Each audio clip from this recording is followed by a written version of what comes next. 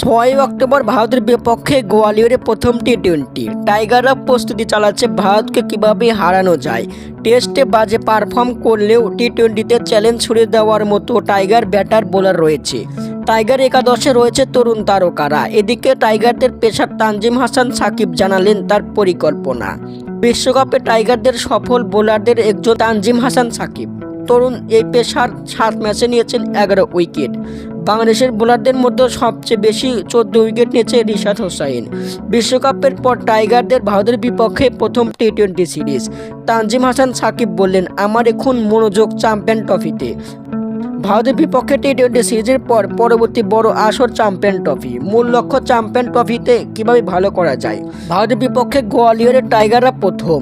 নতুন মাঠে উইকেট পেতে চান সাকিব। তিনি আরও বললেন, আমি টি-20তে মনে করি উইকেট খেলা। মানুষ বলে 4 ছক্কা খেলা। আসলে আমি মনে করি টি-20তে যত উইকেট নিতে পারবো তত জয় নিশ্চিত হবে তাড়াতাড়ি।